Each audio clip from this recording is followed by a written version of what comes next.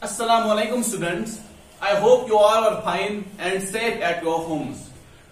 Today, this is our third video lecture and our topic is about sentence and kinds of sentence. Sentence क्या होता है और sentence के कितने types होते हैं. जैसे कि मैंने पहले ही डेफिनेशन लिखी हुई है, पहले हम ये रीड करेंगे. A sentence is a group of words which makes a complete sentence.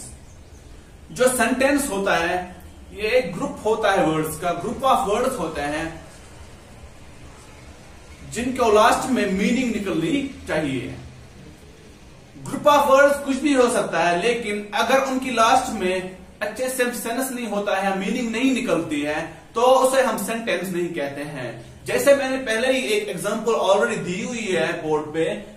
The book is on the table. जो बुक है वो टेबल के ऊपर है. अगर मैं ऐसे लिखूं द टेबल बुक इज, ये भी तो ग्रुप ऑफ वर्ड्स है, लेकिन अगर हम देखेंगे इसकी कोई मीनिंग नहीं है. इसे हम सेंटेंस नहीं कहेंगे. सेंटेंस हम उसे कहेंगे जो ग्रुप ऑफ वर्ड्स हो लेकिन उसकी कंप्लीट मीनिंग निकलती हो, उसे हम सेंटेंस कहते हैं. अगर ये है, ये भी एक ग्रुप ऑफ वर्ड्स है लेकिन इसकी कोई मीनिंग नहीं है, इसलिए हम इसे सेंटेंस नहीं कहेंगे. उसके बाद सेंटेंस दो पार्ट्स का बना हुआ होता है. एक पार्ट को हम सब्जेक्ट कहते हैं और दूसरे को हम प्रेडिकेट कहते हैं. अब आप कहोगे बच्चों सब्जेक्ट क्या होता है और प्रेडिकेट क्या होता है.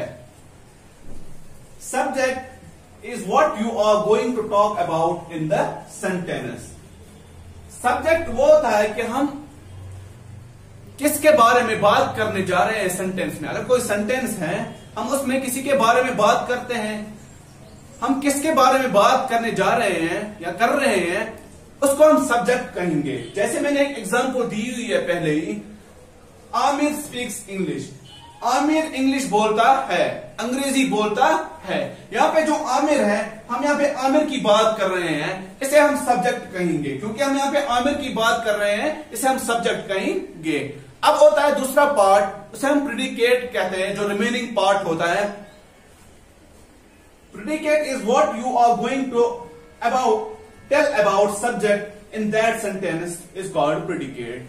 Predicate हम उसे कहते हैं, सब्जेक्ट हो गया कि हम किसके बारे में बात कर रहे हैं, लेकिन predicate हम उसे कहते हैं कि हम क्या बात कर रहे हैं उसके बारे में. जिसके बारे में हम बात कर रहे हैं, हम क्या बात कर रहे हैं, उसे हम प्रेडिकेट कहते हैं. अब मैं एक बार आपको रिवाइज कर देता हूं. सब्जेक्ट हम उसे कहते हैं, सब्जेक्ट कहते हैं कि हम किसके बारे में बात कर रहे हैं, जिसके बारे में हम बात कर रहे हैं सेंटेंस में, उसे हम सब्जेक्ट कहेंगे, और उसके बारे में क्या बात कर रहे हैं उसे हम प्रेडिकेट कहेंगे. जैसे कि यहाँ पे लिखा हुआ है आमिर स्पीक्स इंग्लिश. आमिर जो हुआ सब्जेक्ट हुआ, क्योंकि हम आमिर के बारे में बात कर रहे हैं, लेकिन वो इंग्लिश बोलता है. हम क्या बात कर रहे हैं, वो इंग्लिश बोलता है. यह हो गया प्रेडिकेट कि हम उसके बारे में क्या बात कर रहे हैं. अब हम पढ़ेंगे कैरेक्टरिस्टिक्स ऑफ सेंटेंसेस. आप कैसे पहचानोगे कि एक मीनिंगफुल सेंटेंस है, उसमें क्या होना चाहिए. पहला जो है, always start with capital letter. जो एक सेंटेंस होता है वो हमेशा स्टार्ट होता है कैपिटल लेटर से. जैसे कि मैंने ऑलरेडी एग्जांपल दी हुई है यहाँ पे, Aamir is a boy. Aamir का जो ए हुआ है कैपिटल लेटर से स्टार्ट हुआ है. उसके बाद जो होता है mostly ends with full stop और क्वेश्चन मार्क और एनी अदर मार्क. जो सेंटेंस होता है वो एंड होता है या तो फुल स्टॉप से एंड होगा, या क्वेश्चन मार्क से एंड होता है, या किसी और मार्क से होगा, जैसे कि नोट ऑफ एक्सक्लेमेशन एटसेट्रा. और जो थर्ड वाला है, words are placed in a correct order to make sentence. हमें वर्ड्स को करेक्ट ऑर्डर में, सीक्वेंस में प्लेस करना होता है ताकि सेंटेंस एक मीनिंगफुल बने. जैसे कि आमिर इज अ बॉय, मैंने करेक्ट, ये सेंटेंस ठीक है. अगर मैं लिखता बॉय इज आमिर, ये भी ग्रुप ऑफ वर्ड्स है, लेकिन ये करेक्ट ऑर्डर में या सीक्वेंस में नहीं है, इसलिए हम इसको सेंटेंस नहीं कहेंगे. सेंटेंस के लिए जरूरी है कि हम उसे करेक्ट ऑर्डर में या सीक्वेंस में लिखे. ग्रुप ऑफ वर्ड्स भी होना चाहिए, लेकिन करेक्ट ऑर्डर में होने चाहिए. अब इसके बाद है टाइप्स ऑफ सेंटेंस। सेंटेंस के कितने टाइप्स हैं? इसके 4 है। पहला वाला है declarative sentence, and second one is interrogative sentence, and third one is imperative sentence, and fourth one is exclamatory sentence. अब फर्स्ट टाइप ऑफ सेंटेंस है डिक्लेरेटिव सेंटेंस।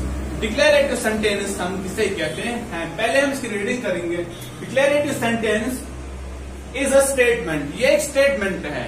कोई भी बात उसे हम डिक्लेरेटिव सेंटेंस कह सकते हैं, कोई भी स्टेटमेंट, ठीक है। जैसे कि एग्जांपल मैंने लिखी हुई है यहां पे, शी इज ए गर्ल, वो एक लड़की है। अब डिक्लेरेटिव सेंटेंस में क्या होता है? It can be a negative statement, ये नेगेटिव भी हो सकता है, पॉजिटिव भी हो सकता है। उसके बाद इट टेल्स अस समथिंग, ये हमें कुछ बताता है। जैसे एग्जांपल में शी इज ए गर्ल, ये एक लड़की है, ये हमें बता रहा है कि ये एक लड़की है। It always ends with a full stop, जो डिक्लेरेटिव सेंटेंस होता है ये हमेशा फुल स्टॉप से एंड होता है।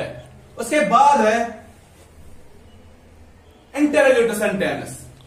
Interrogative sentence, and interrogative sentence asks the question, ये में क्वेश्चन पूछता है, कोई भी क्वेश्चन हम उसे इंटरोगेटिव सेंटेंस कह सकते हैं। जैसे मैंने एग्जांपल दी हुई है, व्हाट्स योर नेम, ये इंटरोगेटिव सेंटेंस है, ये हमें सवाल कर रहा है। कोई भी सवाल जिसमें किया जाए उसे हम इंटरोगेटिव सेंटेंस कहते हैं। जैसे it always ends with a question mark, interrogative sentence के लास्ट एंड पे हमेशा क्वेश्चन मार्क लगता है। जैसे मैंने लिखा हुआ है व्हाट्स योर नेम, यहाँ पे क्वेश्चन मार्क ये है।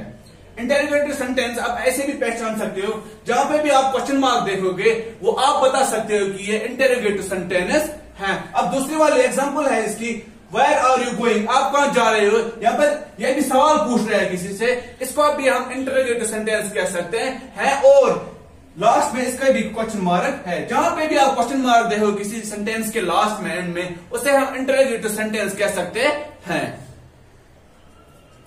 अब थर्ड वाला है हमारा इंपेरेटिव सेंटेंस। पहले हम इसकी डेफिनेशन पढ़ेंगे।